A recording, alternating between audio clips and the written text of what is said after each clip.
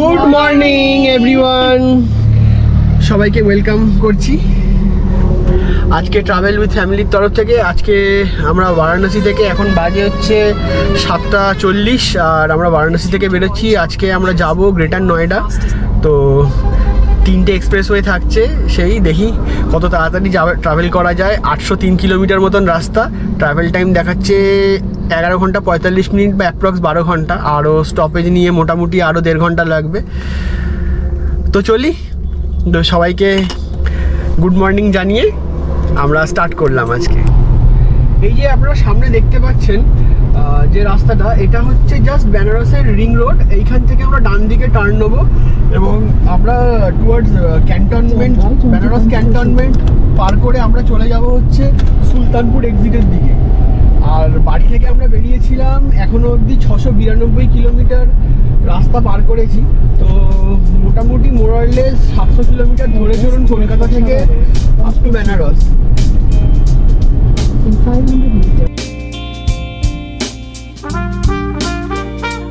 তো বেনারস শহর থেকে বেরিয়ে যাওয়ার আগেই আমরা কিন্তু মর্নিংয়ের ব্রেকফাস্টটা সেরে নিয়েছি।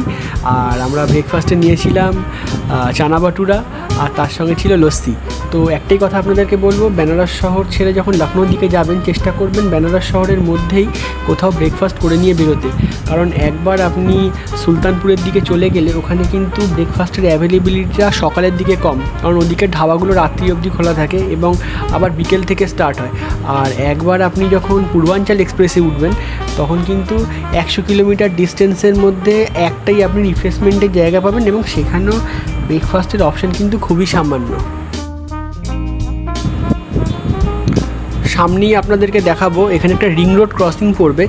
তো এই যে রাস্তাটা দিয়ে আমরা সোজা দেখাচ্ছিলাম, তো সেটা দিয়ে কিন্তু সোজা গেলে আপনাদের লখনৌই পৌঁছাবে, যেটা প্রয়াগরাজ এলাহাবাদ হয়ে। আর এই যে আমরা রিংটা ধরে নিলাম, এইটা কিন্তু আপনাদের পূর্বাঞ্চল এক্সপ্রেসওয়ে ধরতে সাহায্য করবে আফটার 100 কিলোমিটার ফ্রম বেনারস।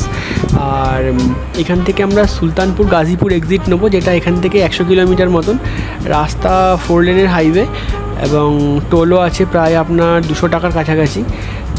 কিন্তু আমি একটাই কথা বলবো, আপনারা ওই প্রয়াগরাজ হাইওয়ে দিয়ে যেতে পারেন, বাট ওদিকে রাস্তা কিন্তু স্লো হবে। রেসপেক্টিভলি এই রাস্তায় আপনি গেলে প্রায় 2 ঘন্টা সময় কম লাগবে। তো এই হচ্ছে গাজীপুর এক্সিট। আমরা এখন এলাম অযোধ্যা প্রয়াগরাজ রোড হয়ে, আর এখান থেকে ডান দিকে টার্ন নিলাম। এই হচ্ছে সামনে গাজীপুর এক্সিট। এইটা থেকে গেলেই আপনারা গাজীপুর সুলতানপুর হয়ে যে পূর্বাঞ্চল এক্সপ্রেসওয়ে ধরার যে এক্সিটটা, সেটা পেয়ে যাবেন। আর দেখুন সামনে দেখাচ্ছে দিস ইজ পূর্বাঞ্চল এক্সপ্রেসওয়ে ফ্রম লেফট। আমরা এবার পূর্বাঞ্চল এক্সপ্রেস ধরবো। আর এখান থেকে লখনৌয়ের ডিস্টেন্স হচ্ছে 150 কিলোমিটার অ্যাপ্রক্স। টাইম লাগার কথা 2 ঘন্টা, কিন্তু হোপফুলি 2 ঘন্টা লাগবে না, তার আগেই বেরিয়ে যাবো আমরা। সো এই হলো পূর্বাঞ্চল এক্সপ্রেসওয়ে এন্টার করা টোল প্লাজা। তো এখানেই কিন্তু আপনার গাড়ি এন্ট্রি হয়ে যাবে যে আপনি কোথা থেকে আর কি পূর্বাঞ্চল এক্সপ্রেসওয়েতে উঠলেন, এবং সেই অনুপাতেই আপনি কিন্তু যখন লখনৌয়ের আগে গোসাইগঞ্জ এক্সিট থেকে বেরোবেন, সেখানে কিন্তু আপনার টোল পড়বে অ্যাকর্ডিংলি। মোটামুটি এই এক্সপ্রেসওয়েতে 2 টাকা পার কিলোমিটার টোল আপনি ধরে চলতে পারেন, তাই পড়বে। আর দেখুন যে এক্সপ্রেসওয়েতে চালানোর যে আনন্দ, সেটা কিন্তু পাওয়া যাচ্ছিল না। বাট এটা একটা আপনার 4 লেনের হাইওয়ে, অর্থাৎ এদিকে 4 লেন ওদিকে 4 লেন, 8 লেনের হাইওয়ে। এখানে কিন্তু চালিয়ে গাড়ি দারুণ মজা, বাট একটু কশাসলি চালাতে হবে, বিকজ এখানে কিছু রোড রেস্ট্রিকশন আছে, যেটা আমি আপনাদেরকে পরে জানাচ্ছি। এই দেখুন আমরা এখন পূর্বাঞ্চল এক্সপ্রেসওয়েতে, আর এখন বাজে হচ্ছে 11:30। দেখুন এটা হচ্ছে পূর্বাঞ্চল এক্সপ্রেসওয়ে। তো একটা ইনফরমেশন এখানে দেওয়ার আছে, এখন পূর্বাঞ্চল এক্সপ্রেসওয়ের স্পিড লিমিট মোটামুটি ছোটো গাড়ির জন্য 100 কিলোমিটার করে দিয়েছে। আর প্রত্যেক 1 কিলোমিটারের মধ্যেই ক্যামেরা আছে এবং প্রত্যেকটা স্পিড ক্যামেরা। তো গাড়ি মোটামুটি সবাই 100-র মধ্যেই চালাচ্ছে। সবাইকে একটা রিকোয়েস্ট, আপনারাও গাড়ি কিন্তু 100-র মধ্যেই চালাবেন। এখানে না হলে একটা স্পিড ব্রেক করলে ফার্স্ট টাইম 2000 টাকা ফাইন, পরের বারে কিন্তু 5000 টাকা ফাইন। তো সেই জন্যই সবাইকে বলা। কোঙ্কণ এক্সপ্রেসে, আর আমরা এগিয়ে যাবো লখনৌর দিকে।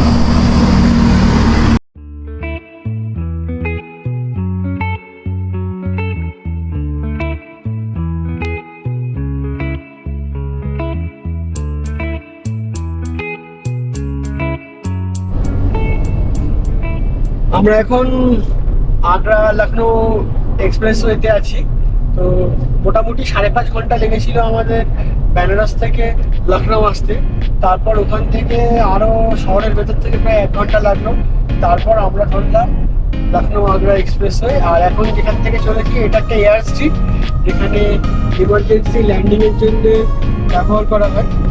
ওইটার ডিস্টেন্স প্রায় 3 কিলোমিটার মতো। আর বাইরে প্রচন্ড রোদ, তাকানো যাচ্ছে না, প্রায় 40 ডিগ্রি টেম্পারেচার।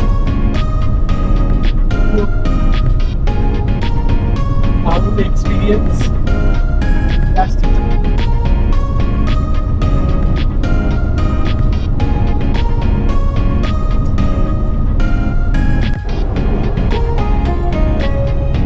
দেখুন আমি পুরো জঙ্গি হয়ে গাড়ি চালাচ্ছি, গরমের জন্য এসি চলছে, তাও পুরো জঙ্গি হতে হয়। এই যে আমাদের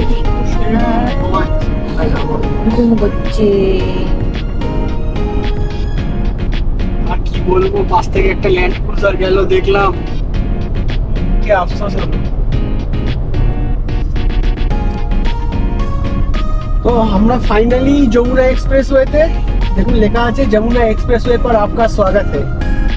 তো মোটামুটি সকাল 7টা থেকে এখন 7:30 থেকে এখন 6:30 বাজে। 11 ঘন্টা ট্রাভেল করার পরে যমুনা এক্সপ্রেসওয়েতে এসেছি। আর এখান থেকে 2 ঘন্টা মতন ট্রাভেল টাইম বাকি আছে গ্রেটার নোয়েডা যেতে।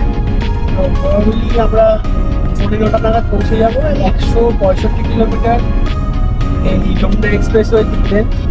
আর 165 কিলোমিটার রাস্তা হলেও যেতে 2 ঘন্টার বেশি লাগবে না, কারণ অ্যাভারেজ স্পিড এখানে 80 মোটামুটি নর্মাল।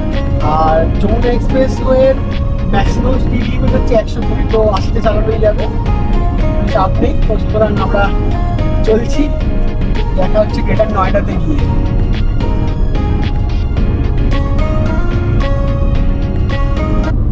আমরা এখন আছি যমুনা এক্সপ্রেসওয়ের টুয়ার্ডস দিল্লির দিকে যেতে একটু আগেই একটা স্টপে, এটা শিব ধাবা। তো এখানে আমি একটা রাস্তা আপনাদেরকে দেখাবো। এটা টুয়ার্ডস বৃন্দাবন হয়ে NH2 হয়ে দিল্লি যাচ্ছে। আর এখান থেকে নেপালের বাস সার্ভিস আছে, এ দেখুন, ভারত নেপাল মৈত্রী বাস সার্ভিস। তো এটা দিল্লি থেকে আসে, এখানে স্টপ দেয়। আর মোটামুটি 8 ঘন্টা এখান থেকে পোখরা পৌঁছে যায়। অলমোস্ট গ্রেটার নয়ডা পৌঁছে গেছি। সকালে বারাণসী থেকে বেরিয়ে গ্রেটার নয়ডা পর্যন্ত পৌঁছাতে প্রায় 800 কিলোমিটার রাস্তা, আমাদের 14 ঘন্টা সময় লাগলো। তো আমরা প্রচণ্ড টায়ার্ড। তো ভিডিও এখানেই শেষ করব। আমাদের এই ইনফরমেশন যদি আপনাদের কোনো কাজে লেগে থাকে তাহলে অবশ্যই একটা লাইক করুন, শেয়ার করুন, সাবস্ক্রাইব করুন আপনাদের বন্ধুদের সঙ্গে। কালকে দেখা হচ্ছে গ্রেটার নয়ডা থেকে সিমলার পথে। Till then, good by.